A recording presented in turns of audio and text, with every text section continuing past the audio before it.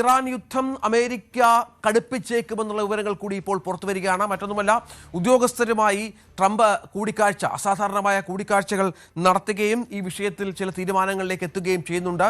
ട്രംപിന്റെ തുടർച്ചയായ വെല്ലുവിളികളുണ്ട്. ഇതിനിടയിലാണ് ട്രംപ് ഇത്തരം കൂടിക്കാഴ്ചകളുമായി മുന്നോട്ട് പോകുന്നത്. അതുമാത്രമല്ല, ബെഞ്ചമിൻ നെതന്യാഹു അമേരിക്കയിലേക്ക് പോകുന്നു എന്ന വിവരങ്ങൾ കൂടി പുറത്തുവരികയാണ്.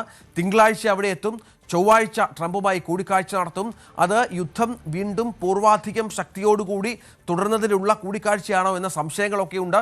നമുക്കറിയാം, ഈ യുദ്ധം തുടരുന്ന കാര്യത്തിൽ അമേരിക്കയും ഇസ്രായേലും തമ്മിൽ ചില പ്രശ്നങ്ങളുണ്ട്, അഭിപ്രായ വ്യത്യാസങ്ങളുണ്ട്. ട്രംപും നെതന്യാഹുവും തമ്മിൽ നിന്ന് വിവരങ്ങൾ പുറത്തു വന്നിരുന്നു. ഇതിനിടയിലാണ് ഈ പ്രധാനപ്പെട്ട കൂടിക്കാഴ്ച നടക്കുന്നത്.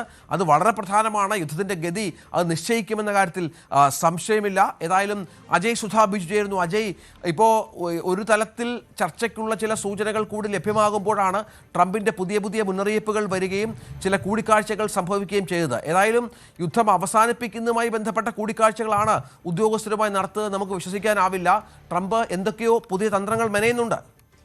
രഞ്ജിത്ത്, ഇപ്പോൾ CNN ആണ് ഇത്തരമൊരു വിവരം നിലവിൽ പുറത്തുവിട്ടിട്ടുള്ളത്. ട്രംപ് ചില ഉന്നത US ഉദ്യോഗസ്ഥരുമായി കൂടിക്കാഴ്ച നടത്തി യുദ്ധത്തിന്റെ സ്ഥിതിഗതികൾ വിലയിരുത്തി എന്നാണ് മനസ്സിലാക്കാൻ സാധിക്കുന്നത്.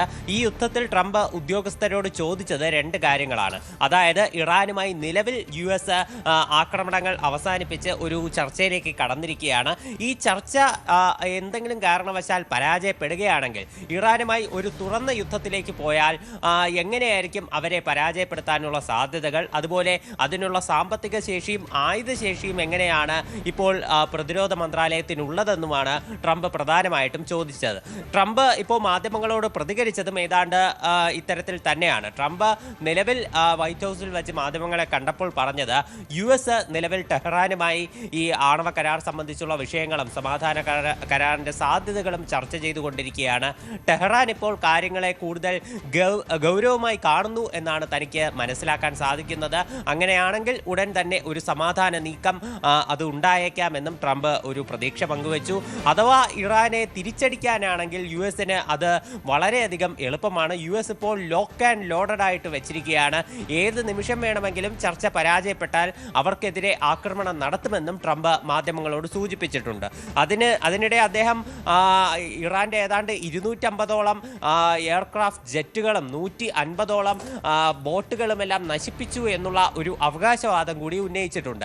അപ്പോൾ ഇത്തരത്തിൽ ഉള്ള ഒരു പരാമർശമാണ് അദ്ദേഹം മാധ്യമങ്ങളോട് നടത്തിയത്. ഇത് ഈ CNN പുറത്തുവിട്ട ഈ റിപ്പോർട്ടിനോട് കൂടിച്ചേർന്നിരിക്കുന്നതാണ്. ട്രംപ് ഉദ്യോഗസ്ഥരോട് ഇറാനുമായി ഈ ചർച്ച പരാജയപ്പെട്ടാൽ യുദ്ധത്തിനുള്ള സാധ്യതകൾ കൂടുതൽ തേടിയത് അദ്ദേഹത്തിന്റെ ഈ വാക്കുകളോട് ചേർത്ത് വെക്കണം. അതുപോലെ നെതന്യാഹുവിന്റെ US സന്ദർശനം അത് നിലവിലെ സാഹചര്യത്തിൽ വളരെയധികം പ്രസക്തവുമാണ്. നമുക്ക് നോക്കുകയാണെങ്കിൽ മനസ്സിലാകും, ഇപ്പോൾ US-ന്റെ ഭാഗത്ത് നിന്ന് US-ന്റെ വൈസ് പ്രസിഡന്റ് ആയിട്ടുള്ള ഇപ്പോൾ JD വാൻസ് ഇപ്പോൾ ഇസ്രായേലിനെ പറ്റി നടത്തിയ ചില പരാമർശങ്ങൾ അതെല്ലാം വലിയ തരത്തിൽ സാമൂഹിക മാധ്യമങ്ങളിലാണെങ്കിലും അല്ലാതെ ഒരു പൊതുശ്രദ്ധ നേടിയതാണ്. അദ്ദേഹം പറഞ്ഞത്, അമേരിക്കയും ഇറാനും തമ്മിലുള്ള ചർച്ചകൾ പൊളിക്കാൻ ഇസ്രായേലിന്റെ ഭാഗത്ത് നിന്ന് ഫണ്ടിങ് ഉണ്ടായി എന്നുള്ള ഒരു ആരോപണം അദ്ദേഹം വച്ചിരുന്നു. അതുപോലെ പല റിപ്പബ്ലിക്കൻ പാർട്ടി അംഗങ്ങളും ഇത്തരത്തിലുള്ള ചില വാക്കുകളൊക്കെ പല മാധ്യമങ്ങൾ വഴിയും പുറത്തേക്ക് വിട്ടിട്ടുണ്ട്. അപ്പോൾ ഇസ്രായേലുമായി ഈ ബന്ധം വഷളായി നിൽക്കുന്നു എന്നുള്ള ഒരു സൂചനകൾ അടുത്തിടെ ഉണ്ടായിരുന്നു. അപ്പോൾ ആ ഒരു ഘട്ടത്തിൽ കൂടിയാണ് നെതന്യാഹുവിൻ്റെ ഈ സന്ദർശനം അത് പ്രസക്തമാകുന്നത്. ഈ ട്രംപുമായിട്ടുള്ള കൂടിക്കാഴ്ചയ്ക്ക് ശേഷം പശ്ചിമേഷ്യയിലുള്ള സ്ഥിതിഗതികളിൽ ചിലപ്പോൾ മാറ്റമുണ്ടാകും എന്ന് തന്നെയാണ് പ്രതീക്ഷ. തീർച്ചയായും എന്താണ് സംഭവിക്കുന്നത് എന്നുള്ളത് കാത്തിരുന്ന് കാണണം. കൂടിക്കാഴ്ചയുടെ ലക്ഷ്യം എന്താണെന്നുള്ളതാണ് ലോകം ആകാംക്ഷയോടെ കാത്തിരിക്കുന്നത്. കൂടുതൽ വാർത്തകൾക്ക് News 18 Keralam YouTube channel subscribe ചെയ്യുക.